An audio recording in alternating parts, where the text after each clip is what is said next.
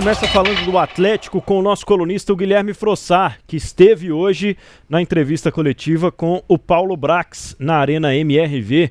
Suas impressões, amigo, dessa chegada do CSO do Atlético, nesse clima que a gente até falou aqui, clima de reencontro, já que a gente já está acostumado, né, com a figura Paulo Brax aqui no futebol mineiro há algum tempo. Boa noite. É verdade, Pedro. Boa noite para você, para o Seabra, para o Lélio, para todo mundo que tá com a gente no Tempo Esportes. Figura bem conhecida do futebol mineiro, né? O Paulo Brax começou a trajetória dele no América, né? Um cara que começou a trabalhar com futebol como executivo, principalmente de base, e no América se transformou nesse executivo de futebol também profissional.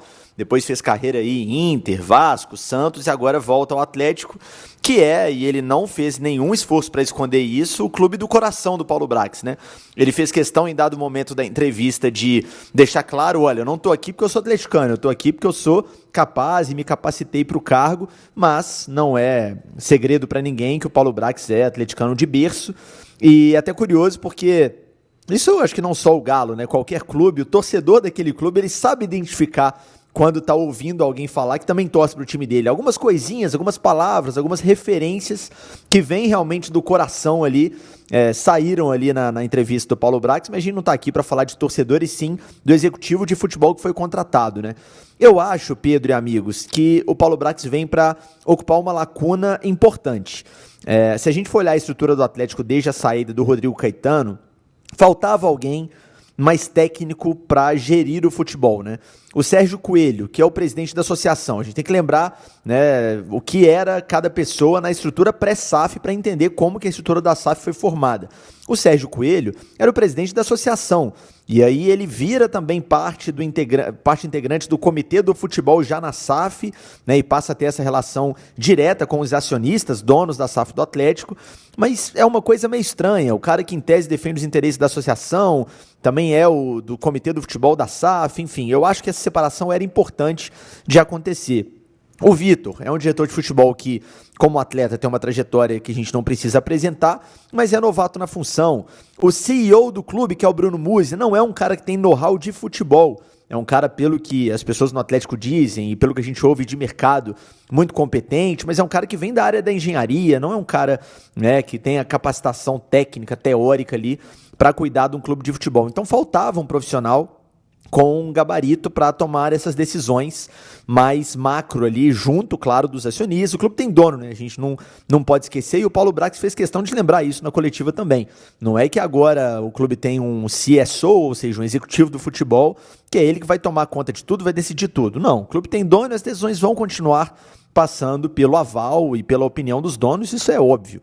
Mas ter alguém para dividir essas decisões, alguém que tem um currículo da bola, eu acho um bom começo. Ontem, nas redes sociais, quando o Atlético oficializou a chegada do Paulo Brax, eu até deixei um comentário lá no post, na própria rede social do Atlético, que eu acho um bom começo, e aí vieram alguns torcedores, como assim bom começo? O cara só fez trabalho ruim. E eu tentei explicar o seguinte, gente, a gente está colocando um cara numa função que até ontem era do Sérgio Coelho / do Bruno Musi, mais o Sérgio Coelho até. Então, assim, é um bom começo, é alguém que tem uma formação. Paulo Brax é um advogado pós-graduado em Direito Desportivo, fez curso de gestão do futebol no Brasil e fora, tem curso na Premier League, na La Liga.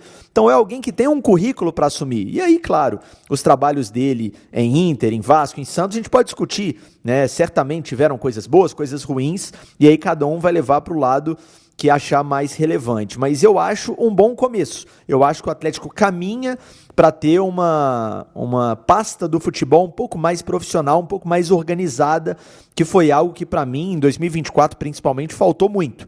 Em vários momentos ali, faltou alguém com um pouco mais de experiência de futebol para gerir essa pasta futebol do Atlético. Então, no geral, eu gostei da contratação. O Paulo Brax é um cara que tem uma retórica muito boa, então ele consegue falar muito bem, né, passar as suas intenções ali de uma forma convincente para o torcedor, mas é claro que a gente está aqui para avaliar desempenho, né? A partir de agora, o Paulo Brax será avaliado como qualquer profissional do clube. Se errar, a gente vai estar aqui para criticar, se acertar, a gente vai estar aqui para elogiar.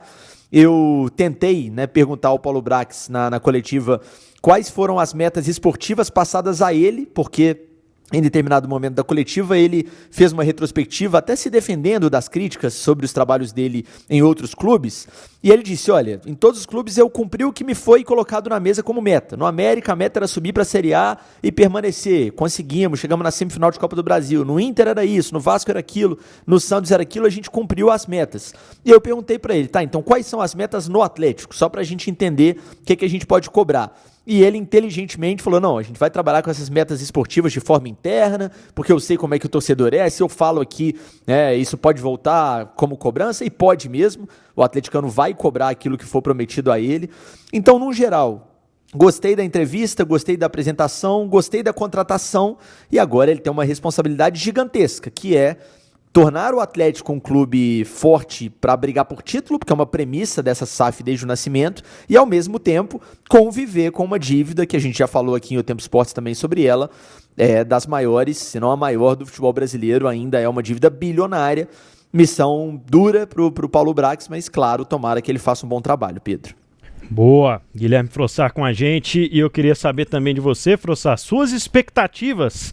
Tem jogo do Galo sábado, tem jogo do Galo domingo também. Atleticano não vai ter um minuto de sossego esse fim de semana. Pois é, final de semana recheado, né? Sábado o Atlético terminando aí a participação na FC Series, né, lá em Orlando, e domingo o jogo do Mineiro contra o Pouso Alegre. Cara, eu já tô satisfeito de FC Series já, dessa pré-temporada em Orlando. Pra mim já tá bom, né? Ainda bem que tá chegando ao fim. Tá na hora dos caras pararem desse negócio de amistoso lá no outro continente, voltar pra cá, porque o Mineiro tá aí, tá acontecendo. O Atlético tem 2 pontos no grupo A, o Betim já tem 6, né? Eu até fiquei curioso, né, pensando nisso, porque agora o confronto é justamente Betim e Cruzeiro. Cruzeiro e Betim, né? Tava ouvindo o noticiário do Cruzeiro antes aqui da minha entrada. Eu acho que o atleticano torcer pro Cruzeiro é impossível, mas torcer pro empatezinho eu não duvido não, porque o Betim tá disparando e pelo regulamento do Campeonato Mineiro só garante a classificação na semifinal o primeiro colocado do grupo, o segundo vai disputar com os outros segundos, né?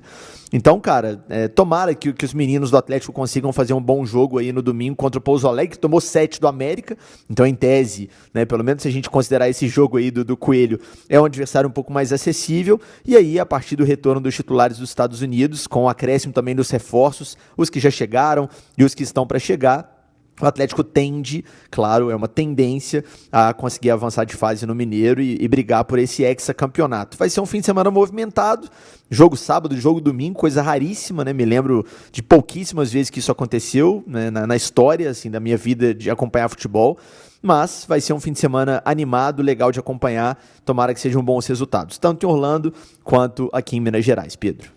6h23, valeu Guilherme Frossar, um abraço pra você, bom fim de semana, até semana que vem. Sempre um prazer, valeu demais, um abraço, semana que vem tamo de volta, valeu. Valeu.